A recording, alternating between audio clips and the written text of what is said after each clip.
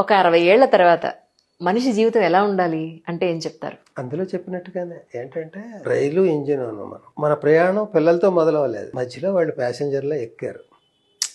వాళ్ళు ఎక్కడ డెస్టినేషన్ చేర్చాలో అంతవరకు వాళ్ళని చేర్చి వాళ్ళు దిగిపోయారు. వాళ్ళు రైలు వెళ్తుంది ముందుకి, మన జీవితం మన ఇద్దరు ఒకేసారి ఎండ్ అవుతుంది. లేనప్పుడు అంటే ఇంజిన్ లేని భోగిగా ఎక్కడో ఆగిపోతుంది, ఒకళ్ళు పోతే భోగి లేని ఇంజిన్ లాగా అది వెళ్ళి వేస్ట్ అని అది ఆగిపోతుంది. సో వీళ్ళు మాత్రం మధ్యలో వచ్చే పిల్లలు ప్యాసింజర్లు కావాలి కానీ వచ్చారు. వాళ్ళ డెస్టినేషన్, వాళ్ళు అమెరికా వెళ్ళే డెస్టినేషన్ ఆ స్టేషన్ లో కొందరు వెళ్ళిపోతారు, ఇంకో అనకాపల్లి వెళ్ళే స్టేషన్ లో ఇంకోళ్ళు దిగిపోతారు, అవి దిగిపోతూ ఉంటారు. ఏం చేయాలి? అందుకు ఇదివరకు 10 మంది సంతానం అయినప్పుడు ఇలాగా వాడిని వాడిది గుప్పిట్లోనే ఉండాలంటే కుదరదు కదా, వాళ్ళు వెళ్ళాలి కదా. అలా మొదలైంది ఒక ఫిలాసఫీ అది జీవితం. ప్రతి అందులో జంటకే కాదు, అందరికీ అంతే. అందుకని మనం కడదాకా వెళ్ళాలి, ఈ భోగి ఆ ఇంజిన్ తో వెళ్ళాలి. వెళ్ళకపోతే ఇంజిన్ ఎందుకు వెళ్ళడం? భోగి ఎలా వెళ్తుంది? నువ్వు వెళ్ళిపోయి పిల్లల దగ్గర కూర్చుంటే నేను కాలో చెయ్యో జారి బాత్రూమ్ లో పడితే చచ్చేకి వస్తావా నువ్వు? లేదు. రోజు చెయ్యో నోరు కాల్చుకుని పస్తుండనా, చెయ్యి కాల్చుకుని వంట వండుకోవడం మానుకోనా? నేను వండనా ఈ వయసులో? నువ్వు ఎందుకు వెళ్ళిపోవాలి అసలు నన్ను గురించి? పిల్లల కోసం. పిల్లల దగ్గర జీవితాంతం అంటే నేను వాళ్ళు పొమ్మంటారు, బోరే వాళ్ళకి. అమెరికాలో పైగా నిన్ను చూస్తూ కూర్చుంటారు, వాళ్ళే ఒకళ్ళని వాళ్ళు చూసుకోలేరు. ఏం చాకరీ చేసేస్తావు అక్కడికి వెళ్ళి? వాళ్ళే కానీ ఎక్కడో పడేస్తారు, స్కూల్లోనే అక్కడ పడేస్తారు పిల్లల్ని. మా అమ్మమ్మ వచ్చింది, ఆవిడ చేత ఏమన్నా జడాయించుకోవాలి, కూర్చుంటే అంత టైం ఉండదు అక్కడ. భ్రమలో ఉన్నావు నువ్వు.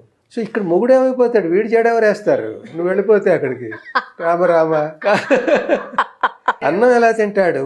ఆవిడ మాత్రం స్థిమితంగా ఉండగలదా? అక్కడ ఉండలేదు. అందుకని ఏం చేయాలంటే మనం మన హోదాలో మనం ఉండాలి, ఎప్పుడు తగ్గిపోకూడదు. మనం వాళ్ళని పంచాం, వాళ్ళని పలిపించుకోవాలి. ఎరా ఎందుకు రాలేదు, ఈసారి రాకపోతే ఊరుకునేది లేదు. ఏదో అన్నా వచ్చేయరు వాళ్ళు. అంటే రావట్లేదంటే ఇష్టం లేక కాదు, రాలేక.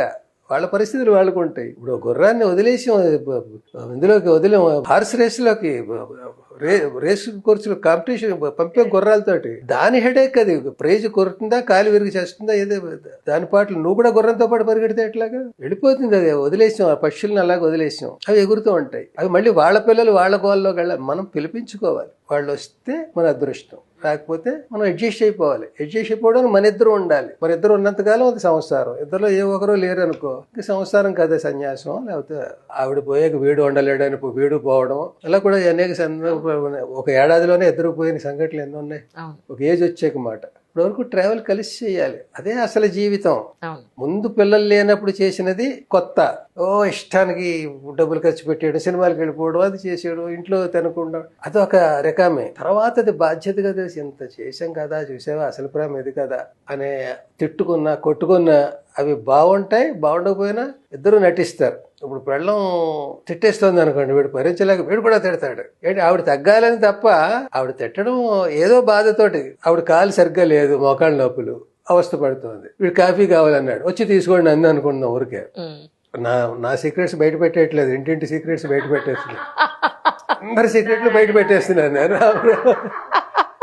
అందరు రండి, 60 దాటిన వాళ్ళు మీ సీక్రెట్స్ అన్ని చెప్పేస్తున్నాను.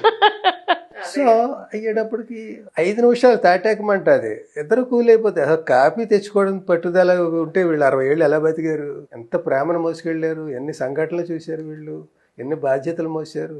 ఇప్పుడు హాయిగా నువ్వు ఇద్దరులో ఎవరు లేకపోయినా రెండో వాళ్ళు బతకలేరని తెలుసు, రోజు వెళ్ళదని. సో అది అలవాటైపోయింది ఆ ప్రేమ. వాడు ఎవడో అన్నట్టు, పెళ్లి చేసుకుంటే నీకు కష్టాలు 2 నెలలే ఉంటాయి అన్నట్టు, తర్వాత పోతాయాడు, లేదా అలవాటైపోతాయి.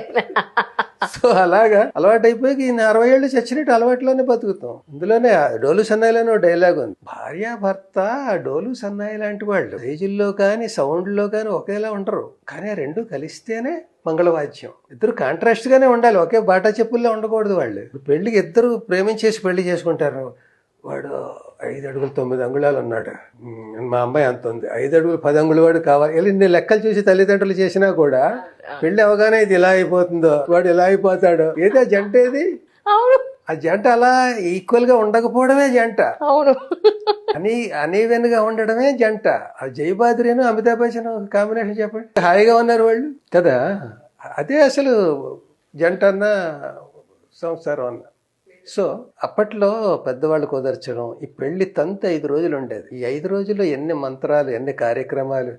చిన్న చిన్న వాళ్ళు ఇంకా ఈ జీవితం అంటే తెలియకుండానే వాళ్ళు మానసికంగా ఒకటైపోతారు భార్యాభర్త. ఏదో ఉదాహరణకు బిందులో నీళ్లు, అందులో ఉంగరాలు పడేసి ఇద్దరు చేపెట్టి తీయడం, అవును. వాళ్ళు ప్రొవోక్ చేయడం, నువ్వే తీయాలి, నువ్వు తీయాలి, నువ్వేం తక్కువ కదా, తలంబరాలు పోసేటప్పుడు పోయి ఇలా ఎంకరేజ్ చేసేసి, ఓహో వీడు నా వాడు, వీడి గురించి నేను ఏమైనా చేసేయచ్చు అనేది ఒక భరోసా. ప్రేమ అంటే అదే. లవ్ లెటర్లు ఏమున్నా ఇవే లెటర్స్. అలా అలా అలా వాళ్ళు కనెక్ట్ అయిపోయాక ఇంకా బాధ్యతల మీద పడిపోయే తర్వాత డైవర్స్ ఇచ్చే టైం ఏది వాళ్ళకి? బాధ్యతలను కొట్టుకుని పోతూ ఉన్నప్పుడు వాళ్ళకి ఇంకా వేరే ఏముంది, నేనేమో మా ఉద్యోగం మారాలి, కారు కొనాలి, ఇల్లు కట్టి అని లేవు, హాయిగా ఉండేది. మరి కాలం అంత స్పీడ్గా వెళుతున్నప్పుడు ఇవన్నీ వచ్చేసినప్పుడు ఎవరిని తప్పుపడతాం ఇందులో? ఆడవాళ్ళు చదువుకోవడం తప్పని ఎలా అంటాం? వాళ్ళు అంతసేపటికి వంటింట్లోనే కూర్చోవాలా? ఫ్యాక్ట్స్ తెలుసు మనకి, తెలిసి వలచి విలపించుటలో తీయదనం ఎవరికి తెలుసు. అతరే ఎందుకు రాశాడు, మనం రాయించుకున్నాం పాట.